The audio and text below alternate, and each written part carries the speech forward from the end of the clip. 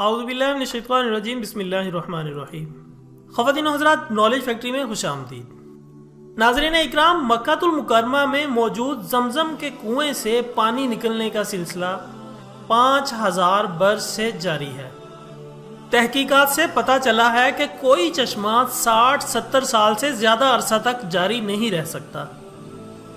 کہا جاتا ہے کہ آب زمزم قیامت تک جاری رہے گا اور اس کے برعکس دنیا کا ہر پانی قیامت سے پہلے ختم ہو جائے گا۔ خواتین و حضرات، یہ وہ پانی ہے جس سے متعلق ہمارے پیارے نبی حضرت محمد صلی اللہ علیہ وآلہ وسلم نے ارشاد فرمایا، روئے زمین پر سب سے عمدہ پانی زمزم ہے، اس میں لذیذ کھانا اور بیماری سے شفا ہے۔ مسلم شریف کی ایک روایت کے مطابق حضور صلی اللہ علیہ وآلہ وسلم نے حضرت ابو ذر غفاری رضی اللہ تعالیٰ عنہ سے پوچھا، جب وہ کعبے کے پردوں کے پیچھے 40 دن تک مقیم تھے اور ان کا کھانا پینا صرف زمزم تھا، کہ تم کب سے یہاں پر مقیم ہو؟ تو ابو ذر غفاری رضی اللہ تعالیٰ عنہ نے عرض کیا، میں 30 دن سے یہیں مقیم ہوں۔ تو نبی آخر الزماں حضرت محمد صلی اللہ علیہ وآلہ وسلم نے فرمایا، تیرے کھانے کا انتظام کون کرتا تھا؟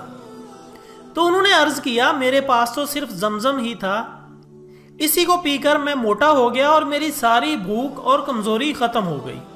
تو حضور صلی اللہ علیہ وآلہ وسلم نے فرمایا، بلا شبہ زمزم بابرکت اور کھانے والے کے لیے کھانے کی حیثیت رکھتا ہے۔ اسی طرح حضرت عبداللہ بن عباس کی روایت ہے کہ حضور صلی اللہ علیہ وآلہ وسلم نے ارشاد فرمایا، آب زمزم میں اتنی برکت ہے کہ اگر تم اسے شفا کے لیے پیو تو اللہ تمہیں شفا دے گا، اور اگر اس کو شر سے پناہ کے لیے پیو تو اللہ تعالیٰ تمہیں شر سے محفوظ رکھے گا، اور اگر اسے پیاس بجھانے کے لیے پیو گے تو اللہ تعالیٰ تمہاری پیاس کو بجھا دے گا۔ ناظرین، کیا آپ نے کبھی سوچا ہے کہ ہزاروں سال سے پیے جانے والا یہ مبارک پانی آخر آتا کہاں سے ہے اور اس کا ذائقہ منفرد کیوں ہے؟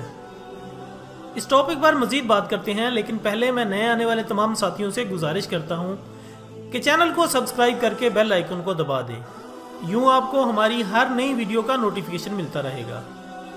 خواتین و حضرات، آب زمزم کے کنویں کا واقعہ تو ہم اچھی طرح جانتے ہیں کہ سیدنا ابراہیم علیہ السلام نے اپنی زوجہ ہاجرہ اور شیر خوار بیٹے حضرت اسماعیل علیہ السلام کو اس ویران بیابان میں چھوڑا تو بچے کو پیاس لگی۔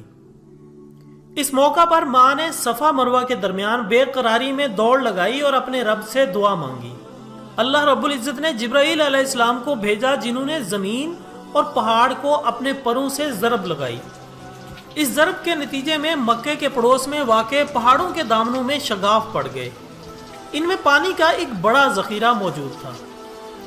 آب زمزم پر ریسرچ کرنے والی ٹیم کے ایک ریسرچر ڈاکٹر کوشک کے مطابق پہاڑوں کے اندر جمع شدہ پانی کنویں کے مقام تک پہنچ گیا، جہاں شیر خوار حضرت اسماعیل علیہ السلام کے قدموں کے نیچے سے پانی پھوٹ پڑا۔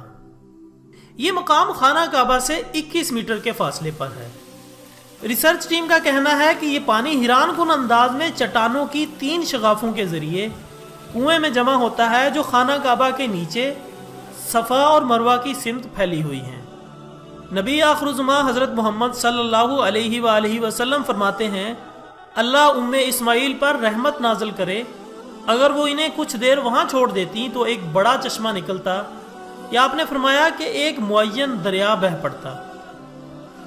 خواتین و حضرات، حال ہی میں سائنسدانوں نے آب زمزم کے فوائد پر ایک سائنسی رپورٹ شائع کی تھی، جس کی ویڈیو آپ کو ہمارے چینل پر مل جائے گی۔ ان ویڈیوز کو زیادہ سے زیادہ لائک اور شیئر کریں تاکہ آب زمزم کی فضیلت سب پر عیاں ہو جائے۔ اس کے ساتھ ہی آج کی ویڈیو کا اختتام ہوتا ہے۔